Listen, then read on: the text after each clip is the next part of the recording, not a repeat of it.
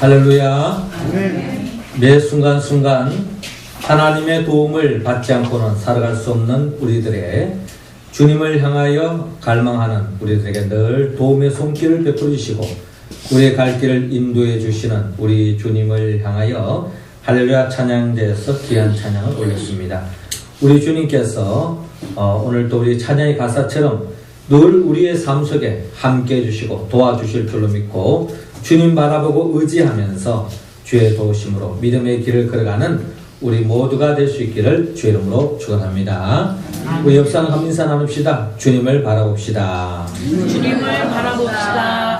네, 주님을 바라보는 한 주간의 삶 속에 승리할 줄로 믿습니다. 지난 주간에 경기도 용인에 있는 에버랜드에서 아주 기쁨의 소식을 들려주었습니다. 용인 에버랜드에 가면 기린 중에 장순이라고 하는 이름을 가진 기린이 있습니다. 이 기린이 나이가 원래 26살 됩니다. 보통 우리 기린의 수명이 25에서 30살 정도가 되어지면은 그 생명이 다한다고 합니다. 그리고 본다면 이 장순이 이 기린의 나이는 25인 것을 볼 때에 고령의 나이라는 것입니다. 그럼에도 불구하고 올해로 또 새 생명을 낳았는데 그 생명의 이름이 원래 흑룡이해라 해서 이 새끼 이름을 흑룡이라고 지었다고 합니다. 그동안 우리 이 장순이가 그동안 그의 생애를 통해서 난 새끼가 16명이라고 합니다. 16번째 새끼를 출산했다고 합니다. 그래서 세계 기네스북에 오를 정도로 이처럼 다산의 왕으로서의 이 장순이를 소개한 바가 있습니다. 한 생명이 태어나서 자기의 생명을 이렇게 잉태하고 낳는 것이 성경적인 축복입니다. 모든 생명체들은 자기의 생명을 정식하는 것, 번성케 하는 것, 이것이 바로 성경에 말하는 생육하고 번성하고 땅에 충만한 복이라고 할 수 있겠습니다. 저는 이 장순이를 보면서 제 마음속에 나도 예수를 믿고 하나님의 자녀로서 사람 낳는 업으로서 이 세상에 예수를 믿지 않고 죽어가는 생명을 주께로 인도하는 새 생명을 많이 낳았으면 좋겠다 하는 그런 소망을 품어 보았습니다. 예수님께서 이 땅에 사람 낳는 업으로서 이 땅에 오셨습니다. 우리는 고기 잡는 업으로서의 삶을 살아갈 수밖에 없는 우리들을 사람 낳는 업으로 주님께서 세워주었습니다. 사람 낳는 업에 있어서의 최고의 갈망, 최고의 소원이 있다면 저와 여러분들을 통해서 주의 믿지 않는 사람들을 예수를 믿게 해서 영원한 생명에 이르게 하는 것, 그것이 바로 사람 낳는 어부의 아마 최고의 행복일 것입니다. 참된 행복은 하나님께서 우리를 창조하신 그 목적대로 살아갈 때에 우리는 최고의 행복을 맛볼 수 있을 것입니다. 성경 속에서 우리를 향한 하나님의 창조의 목적은 바로 우리 모두를 사람 낳는 업으로서 믿지 않는 사람들을 주께로 구원하여 인도하는 것, 그것이 바로 우리를 향한 하나님의 창조의 목적이고 그 목적에 이끌림 받은 삶을 살아갈 때에 우리는 최고의 가치 있는 인생, 의미 있는 인생, 행복한 인생을 살아갈 줄로 믿습니다. 하나님께서는 오늘 이 시간, 오늘 성경 본문을 통하여서 예수님께서 사람 낳는 업으로서의 삶을 살아가는 우리들에게 지난주에 이어서 다시 한 번 더 사람 낳는 어부의 삶이 어떤 삶을 살아야 할 것인가를 다시 한 번 더 우리에게 보여주고 있습니다. 그렇다면 하나님의 목적에 이끌리는 삶, 가장 행복한 삶, 사람 낳는 업으로서의 삶을 살기 위해서 우리가 해야 할 삶은 무엇입니까? 주님께서는 오늘 본문 19절에서 31절을 통하여 예수님같이 치유하라고 말씀하고 있습니다. 자, 31절 말씀 우리 같이 한 번 더 읽겠습니다. 시작. 나아가사 그 손을 잡아 일으키시니 열병이 떠나고 여자가 그들에게 수종되니라. 아멘. 저를 따라하시기 바랍니다. 예수님같이 치유합시다. 예수님같이 치유합시다. 전도자로서 사람 낚는 업으로서 이 땅에 오신 예수님께서 회당에서 말씀을 가르치고 사람을 치유하고 또 귀신을 쫓아내시고 나와서 시몬과 안드레의 집에 주님께서 찾아가십니다. 마침 시몬의 장모가 열병으로 누워 있는 것을 볼 수가 있습니다. 예수님은 열병으로 고통과 아픔의 자리에 놓여 있는 사람을 외면하지 않으십니다. 예수님은 사랑과 국률의 손을 내미시고 치유하십니다. 시몬의 장모는 예수님과 제자들에게 수종될 정도로 강건하게 회복되는 것을 바라볼 수 있습니다. 예수님은 병든 자를 치유하는 능력을 품었습니다. 또한 어떤 병에 걸리는 사람도 예수님께로 나아가면 모두가 치유함을 받는다고 성경은 말씀하고 있습니다. 마가복음 7장에도 예수님께서 아무것도 들을 수 없는 사람을 듣게 하셨죠. 또 말할 수 없는 사람의 입을 열게 하셨습니다. 뿐만 아니라 마가복음 10장에 보면 앞을 볼 수 없는 소경 바디의 눈을 뜨게 하신 분도 바로 우리 주님입니다. 요한복음 5장에는 38년 동안 안전병이로서 베데스다 연못가에 치유의 손길을 기다렸지만 나을 수 없었던 이 베데스다 연못가의 병자도 예수님이 함께할 때 예수님의 치유의 손길로 그 자리에서 일어나는 놀라운 역사가 일어나는 것을 바라볼 수 있습니다. 이처럼 치유의 역사는 예수 그리스도께 있다는 것입니다. 그러나 성경은 이 치유의 역사는 예수 그리스도에게만 머물러 있는 것이 아닌 것을 밝히고 있습니다. 예수 그리스도를 믿는 자들이 주님의 능력을 의지하여 나아갈 때에 어떠한 질병도 나을 수 있음을 성경은 우리에게 가르쳐주고 있습니다. 사도행전 3장에도 예수님께서 그의 제자 베드로가 성전 미문에 앉아있는 그 안전병이를 향하여 은과 금은 내게 없거니와 내게 있는 것으로 내게 주노니 곧 나사렛 예수 그리스도의 이름으로 걸어라 라고 명령할 때에 안전병이가 그 자리에서 일어나는 놀라운 역사를 일으키는 것을 바라볼 수 있습니다. 이처럼 주님께서 나아갈 때에 치유 역사가 일어났던 것처럼 주님의 능력을 의지하며 나아가는 사람에게도 그 치유의 능력이 고스란히 이어받아서 이와 같이 치유 역사가 펼쳐진다는 것입니다. 우리의 삶의 자리에서도 매 순간순간 우리가 주님의 능력으로 나 자신의 그 연약함, 질병으로부터, 고통으로부터 벗어날 뿐만 아니라 우리 주위에 정말 고통받고 있는, 절망 속에 있는, 또 질병으로 신음하고 있는 그들에게 다가가서 주님의 이름으로 기도하고 치유할 때에 그게 더 없는 치유 역사가 일어날 줄로 여러분 믿으시기 바랍니다. 우리가 생각하기에 내가 예수 그리스도 이름으로 기도할 때에 그게 반드시 치유 역사가 일어나는데 그 치유 역사의 방법은 다양하게 일어날 수가 있습니다. 제가 아는 친구 목사님이 계시는데 이분은 이 치유에 대한 특별한 사명을 가지고 주님께서 치유 기름을 부어주신 줄로 믿고 어떤 일이 있더라도 아픈 사람 만나면 기도를 합니다. 심지어 한 번은 그분이 오랫동안 휠체어를 타고 다니는 그분에게 다가서 그분이 성도였는데 그 교회에 이제 부임을 해가지고 그 휠체어를 타고 다니는 그분에게 붙잡고 그 다리를 붙잡고 기도를 했습니다. 간절히 주님 앞에 기도하고 주님의 이름으로 예수 그리스도의 이름으로 명하노니 그 자리에서 일어나라 라고 치유를 베푸면서 간절하게 기도를 했습니다. 여러분 그때 그 사람이 다리가 나음을 입었을까요? 입었을까 입지 않았을까요? 입었기 때문에 이런 이야기를 하지 않겠나라고 여러분 생각할 수도 있겠지만 그런데 하나님의 주권은 어떻게 역사할지 모릅니다. 믿음으로 그렇게 기도했는데 어떻게 된 일인지 그 친구는 그 자리에서 일어나지 않았습니다. 얼마나 낙심스럽겠습니까? 그렇게 주님의 이름을 의지해서 기도했는데 낫지 않았으니까 절망이 이루 말할 수 없죠. 그리고 저 자신이 만약에 그랬다면 얼마나 창피할까요?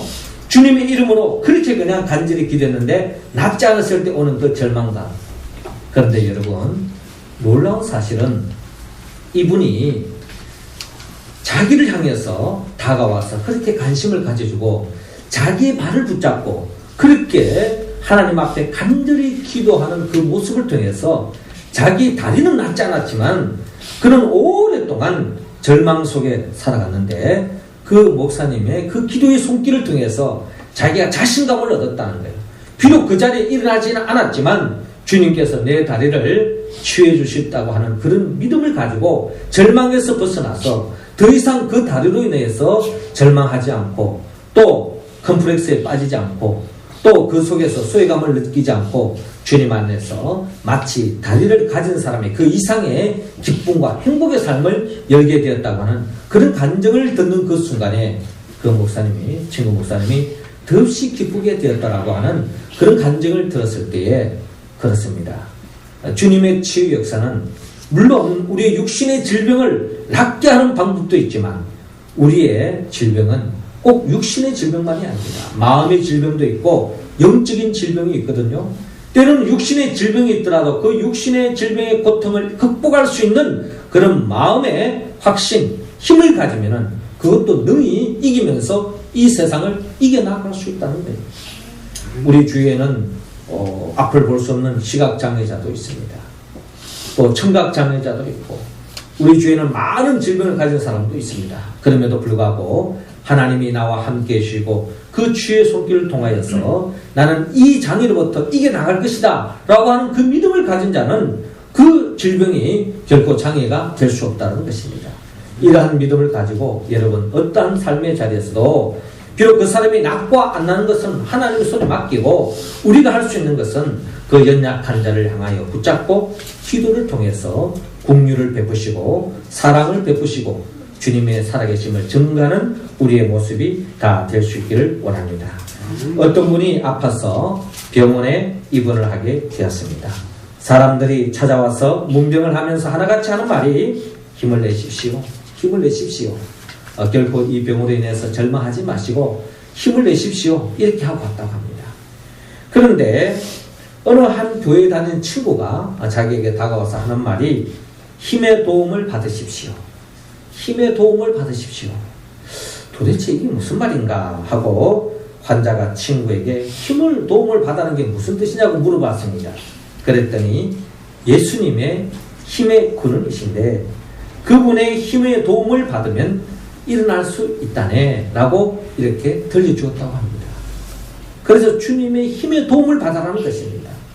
오늘 성경에 있는 이 베드로의 장모도 바로 주님의 손길이 임할 때에 주님의 힘의 공급함을 받아서 그 힘으로 열병에서 벗어나서 또한 건강하게 회복되어서 단순히 나음의 차원이 아니라 주님의 수종을 드는 섬김의 길을 걸어가는 그와 같은 복된 사람으로 세워지는 것을 바라볼 수 있습니다. 우리는 도우시는 분이 바로 우리 주님입니다. 눈을 들어 산을 향하여 나의 도움이 어디서 올까? 라고 시인이 고백했던 것처럼 나의 도움이 천지를 지으신 여호와께서로다 시인이 고백했던 것처럼 우리는 매 순간순간 어떠한 절망의 자리, 아픔의 자리, 낙심의 자리에 있다 할지라도 주님을 바라보고 천지를 지으신 우리 예수 그리스도를 의지하여서 주님이 주시는 능력으로 이 세상의 어떠한 어려움, 역경, 절망도 믿음으로 이겨나가는 우리 모두가 되기를 주의 이름으로 축원합니다. 이어서 두 번째로 우리 모두가 사람 낚는 업으로서 이 땅에 주의 목적에 이끌리는 삶을 살아가기 위해서는 오늘 주님께서는 본문 35절을 중심으로 예수님같이 기도하라고 말씀하고 있습니다. 35절 말씀 우리 할렐루야 찬양 대원들 읽어주시기 바랍니다. 시작.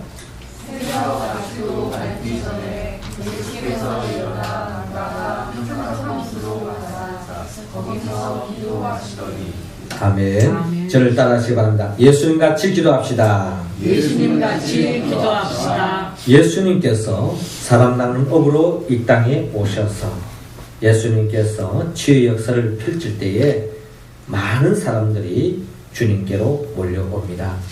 예수님은 자신의 몸을 아끼지 않고 밤늦게까지 치유의 역사를 베푸십니다. 그리고 피곤한 몸에도 불구하고 새벽을 깨웁니다. 그리고 한적한 곳에 가셔서 거기서 기도하시는 예수님을 우리는 바라볼 수 있습니다. 오늘 35절에 그렇게 기록되어 있죠. 새벽 아직도 밝기 전에 예수께서 일어나 나아가 한적한 곳으로 가사 거기서 기도하시더니 라고 기록되어 있습니다. 우리가 생각하기에 육신의 피곤이 엄습해 올 때에 조금이라도 쉬고 싶고 조금이라도 눈을 붙이고 자리에 눕는 것이 우리 육신의 몸을 회복할 수 있으리라 생각되어집니다. 그러나 하나님의 일은 단순히 우리가 육신의 안식을 누린다고 해서 쉼을 누리게 한다고 해서 잠을 많이 잔다고 해서 우리가 하나님의 일을 감당할 수 있는 힘이 생기는 것이 아니라는 것입니다. 우리가 하나님의 일을 할 때는 반드시 하나님이 공급해 주시는 성령의 도움을 받을 때야만이 우리는 주의 일을 할 수 있습니다. 왜 그렇습니까? 우리가 주의 일을 하다 보면은 때로는 모든 것들이 내 생각대로, 내 의지대로, 내 뜻대로 전개되지 않을 때도 있기 때문입니다. 자, 그렇다면 육성에 사로잡힌 사람은 그러면 다 때려쳐버리는 거죠. 내 생각대로 안 되니까, 내 계획대로 안 되니까, 내 뜻대로 안 되니까 그게 다 포기해버립니다. 그러나 성령의 이끌림을 받는 사람은 내 생각대로 전개되지 않는다 할지라도 거기에 좌절하지 않습니다. 더욱더 주님을 바라보고 주님을 의지하고 이것이 진정 교회를 위하고 하나님의 영광을 위해서라면 끝까지 기도하면서 주님이 주시는 공급 속에서 주의를 감당한다는 것입니다. 오늘 예수님께서도 바로 이와 같은 모습을 우리에게 보여주고 있습니다. 예수님께서 회당에 들어가 말씀을 전하고 귀신을 쫓아냈었습니다. 그리고 장모의 열병을 고쳐주었습니다. 그리고 수많은 사람들이 병과 귀신을 내어 쫓아주었습니다. 예수님은 잠시 다음에 일하기 전에 하나님께 다시 기도하는 예수님을 바라볼 수 있습니다. 계속되는 일을 감당하려면 주님이 주시는 새 힘이 필요하기 때문입니다. 우리는 지난날에 한순간에 우리 그 열심에 그 열정이 여러분 계속 지속하게 하는 게 아닙니다. 매 순간순간 우리는 기도를 통해서 힘을 얻지 않고서는 우리는 주의 일을 그 어떠한 것도 할 수 없다는 것을 우리는 고백하지 않을 수 없습니다. 세상 일도 나름대로 신바람 나고 힘을 나야 하는데 특별히 주의 일은 주의 성령의 공급함을 힘입지 않고서는 우리는 아무것도 할 수 없다는 것입니다. 우리의 하나님이 주시는 힘이 있어야 살 수 있습니다. 하나님의 힘은 기도를 통해서 공급됩니다. 그러므로 여러분이 새 힘을 필요할 때 여러분 꼭 기도하시기 바랍니다. 인도의 캘커타에서 평생을 가난한 사람을 돌보는 일을 했던 유고슬비아 출신 마더 테레사 수녀는 기도와 일의 관계에 대해서 이렇게 말했습니다. 나는 기도 없이는 한시도 살 수 없습니다. 나는 기도를 통해서 하나님으로부터 힘을 얻는데 수도자들은 이것을 잘 이해할 수 있습니다.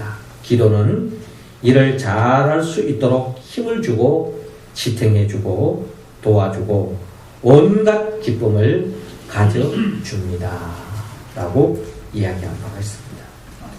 기도는 일을 잘할 수 있도록 힘을 주고 지탱해주고 도와주고 온갖 기쁨을 가져줍니다. 우리 기도하지 않으면 주의 일을 하면서도 인상 찌푸릴 수밖에 없고 주의 일을 하고서도 끊임없이 원망하고 불평에 사로잡힐 수밖에 없습니다. 왜? 여러분 옳은 일을 하고 주의 영광된 일을 한다고 해서 주의 모든 사람들이 다 박수 쳐주는 것이 아닙니다. 때로는 내가 믿었던 사람이 때로는 내 마음을 아프게 하고 또 내가 하는 그 일에 맥을 빠지게 할 때도 있다는 것입니다. 왜? 우리는 사람이기 때문에 우리 사람은 온전할 수가 없습니다. 자, 그런 속에서 우리는 끊임없이 누구 탓을 이야기하고 저 사람 때문에 나는 아무 일도 못하겠다. 나는 저 사람 때문에 예수 믿지 않겠다. 교회를 저버리겠다. 이런 사람 있다면 그 사람은 참으로 어리석은 사람이요 참으로 불행한 사람입니다. 그렇기 때문에 우리는 기도해야 합니다. 하나님이 주시는 능력으로만이 할 때만이 우리는 맡은 일을 감당할 수 있고 우리의 맡은 사명을 끝까지 붙잡고 나아갈 수 있다. 있다는 것입니다.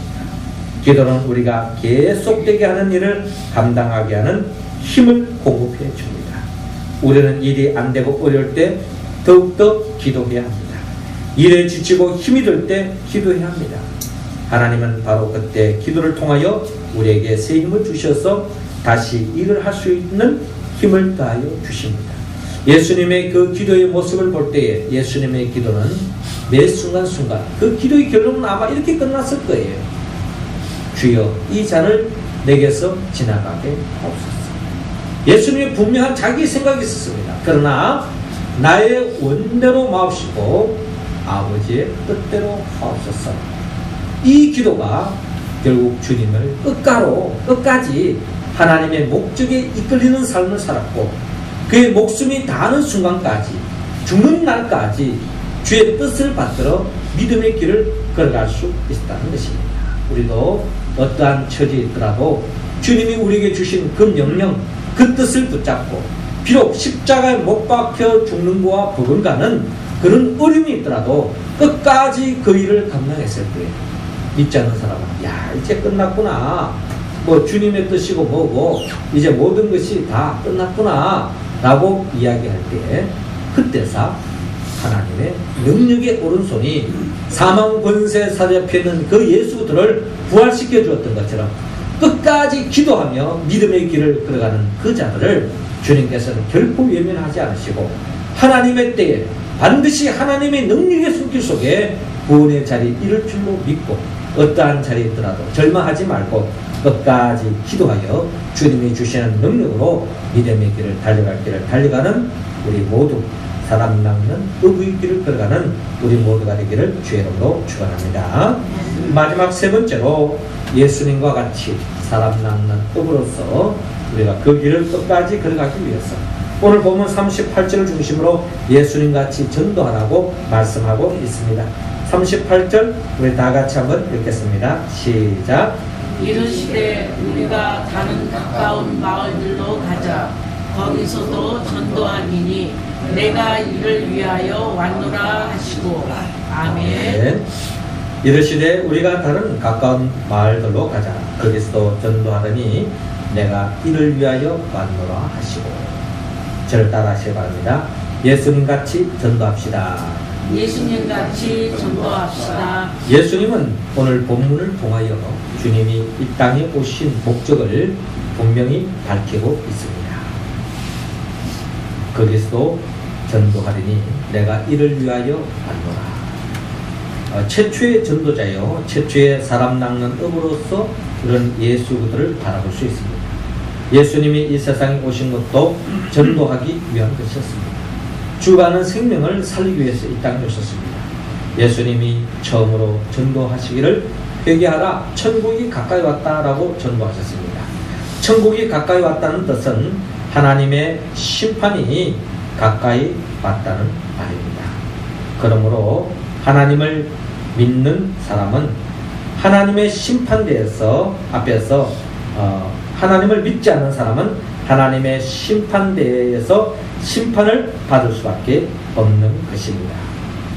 그러므로 우리 모두는 주의 복음을 전가하여서 예수 그리스도를 믿음으로 한 사람도 주님의 심판을 받지 않도록 구원하는 것, 그것이 바로 우리를 향하신 하나님의 뜻입니다. 19세기 미국의 유명한 목사님이었던 브룩스 목사님이 계세요. 이 목사님이 주일을 감당하는 가운데 육신의 연약함을 통하여 병에 걸려서 죽음에 이르게 되었습니다. 그런데 병원에 특별한 사람만 물병을 허락했습니다. 그 목사님이 참 목회를 하는 가운데 병이 들어서 참으로 이렇게 그 마지막 삶을 병으로 어려움을 겪게 되었지만 참 하나님께 영광을 가리는 게 아닌가 이런 생각을 할 수도 있지 않겠습니까? 근데 이 목사님은 그런 의도는 아니고 단지 여러 가지 주님 앞에 기도할 것도 있고 특별히 자신의 친구들 가운데 면회 오는 사람들을 제안을 시켰습니다. 자, 그런 가운데 오직 한 사람만 이 문병을 허락을 했습니다. 그 사람은 바로 변호사였고 정치였던 친구 로버트 앵거솔이었습니다. 이제 이분이 병문안 왔을 때 모든 사람들은 다 허락하지 않는데 이분만 허용해 주었습니다. 그래서 이제 이 친구가 이 브룩스 목사님에게 물었습니다. 친구야, 참 고맙다. 뭐 내가 지금 듣기로는 모든 사람들 다 면회를 사절했는데 왜 나만 너를 이렇게 만나게 해줬느냐, 뭐 특별한 이유라도 있느냐라고 물어보았습니다. 그때 이 브룩스 목사님께서 진지하게 이야기했습니다. 친구야, 내가 죽더라도 다른 친구들은 다 천국에 가서 만날 수 있는데 너는 예수를 믿지 않지 않느냐. 그러니 더 이상 너와는 이 세상에서 이 만남이 마지막일 줄 모르고 천국 가서 만날 수 없으니까 너를 마지막이라도 한 번 더 보고자 한다. 하지만 나는 너를 정말 사랑하고 너를 위해서 오늘까지 기도해 왔다. 그리고 천국 가서 너와 나의 우정이 변치 않고 천국에서도 그 사랑이 계속 이어졌으면 좋겠다 하고 고백을 했습니다. 그때서야 이 로버트 잉거솔 이분이 감동을 받고 거기에서 회개하고 또한 예수님을 믿게 되었다라고 하는 그런 이야기가 있습니다. 우리의 삶의 자리에서 어떤 일이 있더라도 우리는 계속 기도해야 합니다. 아마 이 목사님이 마지막으로 이 병에 걸린 것은 이 친구를 살리기 위해서 이런 장을 만들어서 결국 구원의 길로 인도하기 위한 하나님의 특별한 섭리와 계획이 있었는지도 모릅니다. 우리는 어떠한 처지에 놓여있든지 우리가 아직도 믿지 않는 사람, 특별히 우리 각자 개인 속에 전도 대상자, 태신자를 놓고 우리가 끝까지 기도하고 죽는 그날까지, 눈을 감는 그날까지 끝까지 기도하여서 그 사람을 주께로 인도하는 데에 힘쓰는 우리의 모습이 될 수 있기를 원합니다. 그리하여서 우리가 주님이 오시는 그날까지 끝까지 이 전도의 사명을 감당하여서 하나님께 영광 돌리고 또한 주의 사명을 감당하는 우리 모두가 될 수 있기를 주의 이름으로 축원합니다. 하나님께서는 오늘 이 시간 우리 모두가 사람 낚는 업으로서 우리 모두가 예수님같이 치유하고 또 기도하여서 주님의 신 능력으로 끝까지 죽어가는 생명을 살리는 이 목적에 이끌림을 받고 살아가는 우리 모습 되기를 원합니다. 우리가 이와 같은 목적에 이끌림 받는 삶으로 나아가기 위해서는 우리가 성령의 도움을 받아야 합니다. 성령은 예수님이 누구인가를 바로 알고 그 예수님께 간절히 기도하고 갈망하는 자에게 주님은 성령의 기름을 부어 주십니다. 예수님은 누굽니까?